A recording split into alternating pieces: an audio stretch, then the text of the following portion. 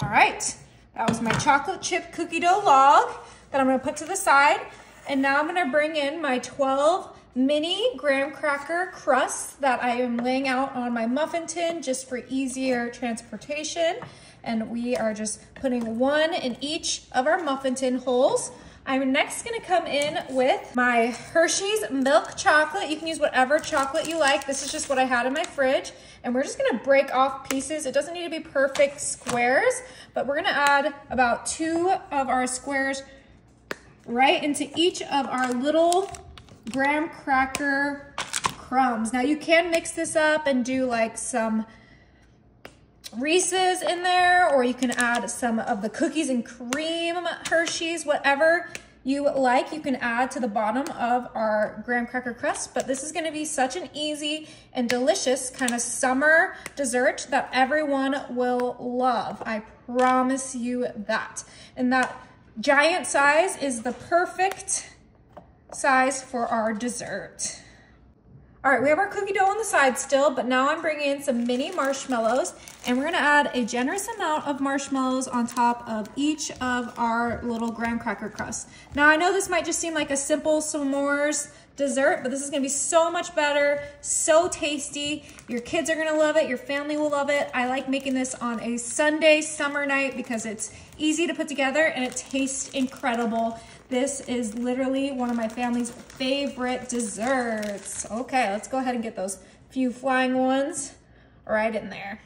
Okay, now the last thing we're adding to this is our cookie dough. And I did let my cookie dough soften a little bit, so we're gonna just smash that. I'm using the Pillsbury cookie dough, but you could obviously do a homemade cookie dough or the Toll House. This one is just my favorite. And we're using this as our top crust on our delicious graham cracker crust. Just like this, try to cover up those marshmallows the best you can. And look how fun that is. We just have our cookie dough crust with our marshmallows, our Hershey's chocolate, and those fun little mini graham cracker crusts. You could do this in like a big form, but it's harder to serve because those marshmallows get nice and gooey and that chocolate kind of melts. So I think the mini ones are just absolutely perfect for this. And we are gonna go ahead and finish covering up these delicious little pies so they can go in the oven. All right, these are ready for the oven. My oven is set to 350, and this is gonna be in there for about 15 to 20 minutes.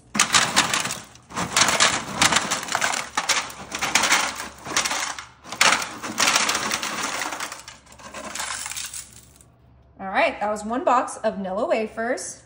Now I'm coming in with my sliced bananas, and I'm going to just distribute some bananas right on top of our Nilla wafers in our mini loaf pans. These are just the, to-go containers that you can find at the regular grocery store, and we're adding a generous amount of these bananas and Nilla wafers to each one.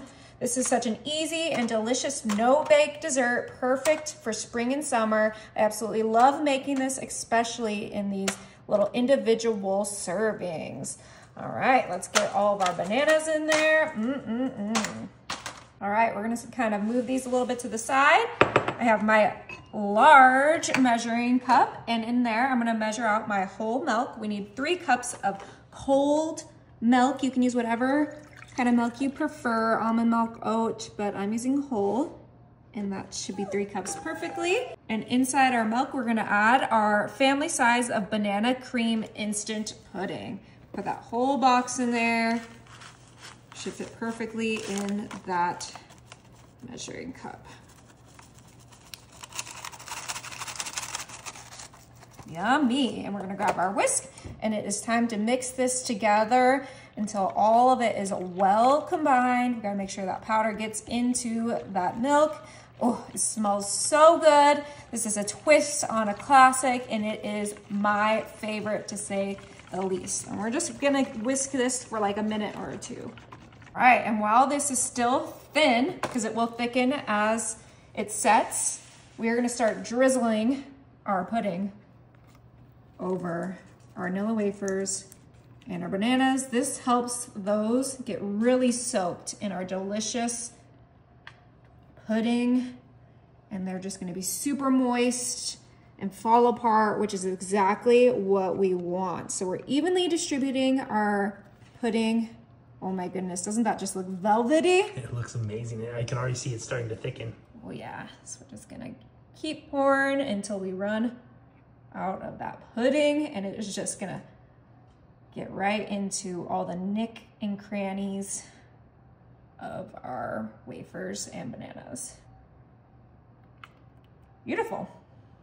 All right, and you guys know I'm coming in with the Cool Whip. I have the 16-ounce Cool Whip, and we have our spatula here, and we're gonna kind of just add some scoops into each one. We will spread them out on top of those cookies and bananas and delicious pudding, but we wanna make sure that we have enough for each of them. We might not use this whole container, but we are gonna get these coated in our delicious Cool Whip. You can do homemade. I always say that. If you don't like Cool Whip, just make a simple homemade whipped topping and it will get the job done. But I think maybe like 3 little scoops per loaf tin should be just right.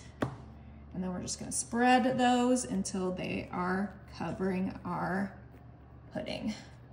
All right, I think that looks just about right. And don't worry if it doesn't look the prettiest, because I did save a few of our Nilla wafers so that we can just crumble them right on top.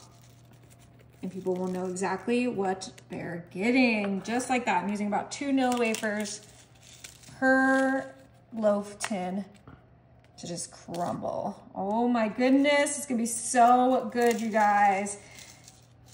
All right, and I do have some extra bananas that can go on top as well. All right, we have our bananas, and we'll just kind of place them here and there, and then this is about ready. All right, that's the last one. And the best part about these tins is that they come with their little lids, just like so. And now we can store these in the fridge.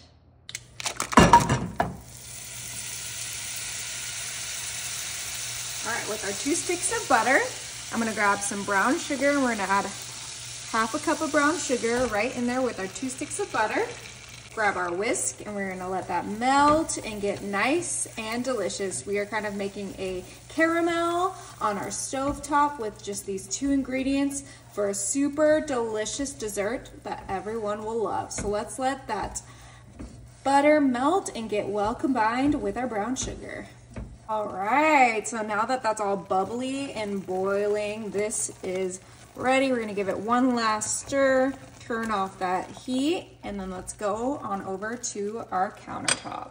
All right, we're gonna put this to the side, and I have my greased silicone muffin tin, and we're gonna start off by placing a Ritz cracker on each cup of the muffin tin, just like so. This is gonna be a nice salty element to add to our delicious no-bake dessert, and it comes together so quickly. So let's get these in there, and then now we can grab our cookie scoop so that we can scoop our delicious caramel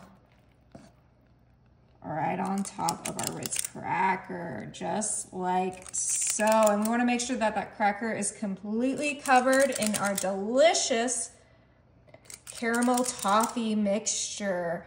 Oh my, so easy to put together. I absolutely love this dessert. It's great to give as a gift. If you're going to a party and you wanna give your host a gift, or it's just great to snack on. It's like a small, little dessert that you can just indulge in and not feel guilty. So let's make sure we get enough caramel in each of these. Oh my goodness. All right, and we're just gonna pop these in the oven for about 5 minutes at 400 degrees. All right, we just pulled these out of the oven, and while they're still hot, I'm gonna bring in my Hershey's milk chocolate, And we are gonna put a couple of these right on top. That was probably too much, but that's okay. That one will be mine. And we are going to put these right on top so that they can get nice and melty on top of our caramel toffee. And I do have to correct myself. I said that this was no bake, but you did have to bake it for 5 minutes. It's just that quick that I forgot. So let's just get a good amount of chocolate chips. We have some still in our bag, so I think we can get a little bit heavier handed on some of these. But we're gonna let those sit for a couple minutes to let them melt. All right, now you could just leave these as is, but I'm gonna grab a spoon and we're just gonna kind of flatten out those chocolate chips so that we get like a solid chocolate layer on top of our toffee. Just super quick. Use a spatula, a spoon, whatever you have. Look how melty that chocolate looks. And then we have one more thing to add to this delicious dessert that I think everyone will enjoy. So get this nice and spread out super quick. All right, now that that's all spread out, I am just gonna add my pecan chips. All right, on top, just a nice little sprinkle. This is optional. You can also do like a sprinkle, or you could do a walnut, you could do whatever nut, you could do just some sea salt, but I think that these pecans are gonna be so good on top of this.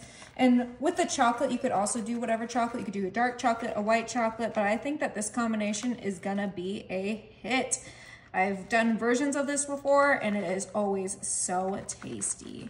All right, now that we have those chips on there, this is gonna go in the fridge for a couple of hours. Yeah.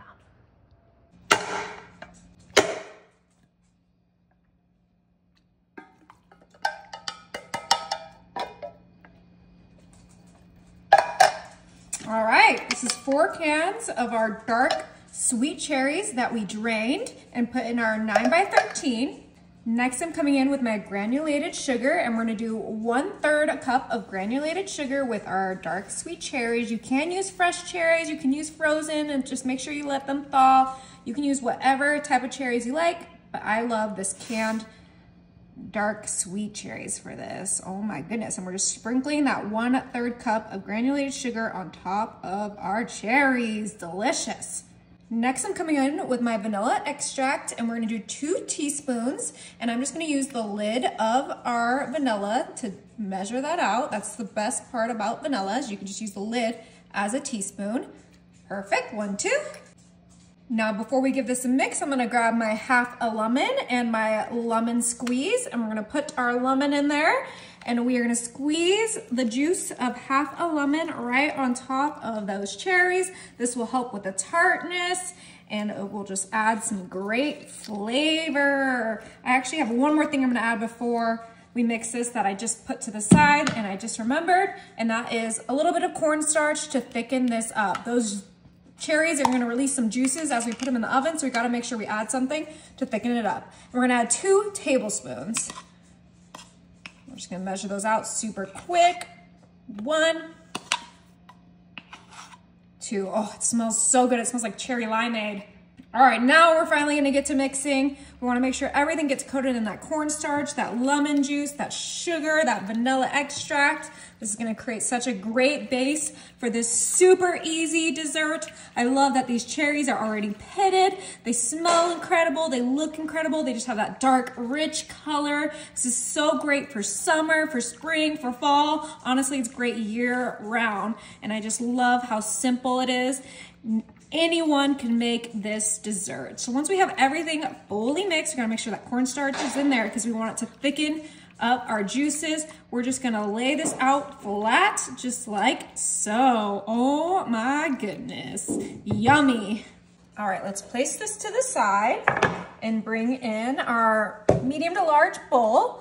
I'm gonna add in our French vanilla cake mix. We're gonna use this whole box, and we're gonna make a delicious crumble to go with those beautiful cherries. I'm gonna use this whole box of cake mix. Oh, it smells so good.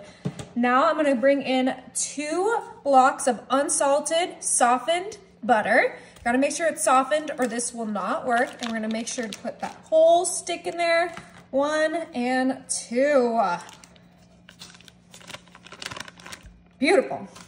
All right, we're gonna come in with our food grade glove, and it's time to mix this all together. So as we combine our butter with our cake mix, we'll get like these little gritty crumbled cake pieces that we can just sprinkle right on top of our cherries, and that will create a delicious topping that will blow your mind. Now, I did use the French vanilla cake mix, but you can use whatever cake mix you like. You can use a yellow cake mix, a butter cake mix, and if you like chocolate and cherry, you can use a chocolate cake mix. But I personally love French vanilla for this. It keeps it light and simple, and it doesn't take away from that cherry flavor. So let's just mix this until it is well combined. All right, and this is what it should look like, almost like a cookie dough. So we're gonna put this to the side and bring back our cherries. And now we are gonna go ahead and sprinkle, not sprinkle, but kind of just place little dollops of our cake batter mixture right on top of our cherries sporadically. It will kind of spread and rise in the oven, so it doesn't need to be perfect, but as long as you use all of that dough to cover up our delicious cherries. So let's quickly get this done so we can get this in the oven. All right, and this is what our dessert should look like before it goes in the oven. Now my oven is set to 375 and it's gonna be in there for 45 minutes. Oh my, these smell absolutely insane. Oh, you can see the marshmallow kind of puffing out, and our cookie dough looks nice and golden. The only thing this is missing, and obviously this is optional, is some vanilla ice cream. Oh my, and we're just gonna grab our scoop, because I use the scoop for everything. You guys can use whatever you want, but you know I love my scoop, and I am not gonna steer away from it. Add a scoop just like so. Look how perfect that is. All right, and we're just gonna, oh, but that looks absolutely so tasty. Now remember, the Pillsbury dough is safe to eat raw, so if it's a little underdone, I won't tell anybody. Okay. Oh, and look at that chocolate underneath there. It's completely melted. This is heaven for me.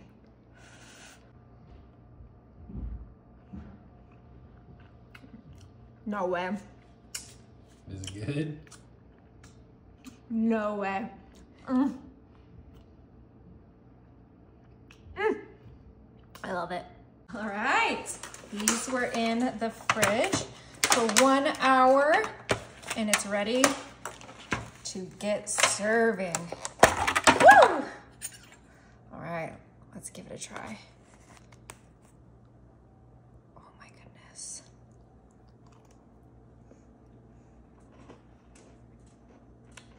Is it good?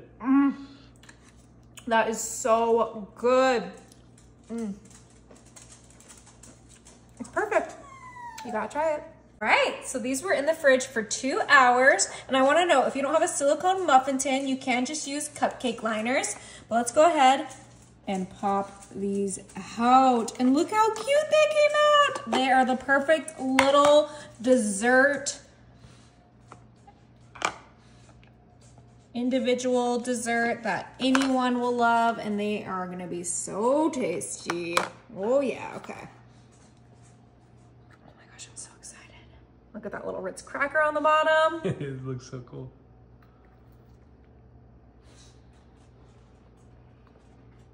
Is it good?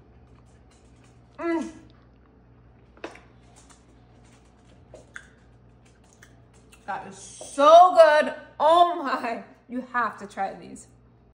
Oh my, this looks absolutely incredible. We did let it cool for about 15 minutes so that that juice can get nice and thick, but I think it's ready to dig in. I have my bowl plate here, and I'm gonna just use my handy spatula. Make sure I get all those sides. I did grease the pan, so this should be flawless. Look at that. Oh, all right, we're gonna put this to the side because of course, I'm gonna top this with some ice cream. Oh, it smells so good. Nice softened ice cream. Beautiful. I cannot wait to give this a try. Get a bite of everything.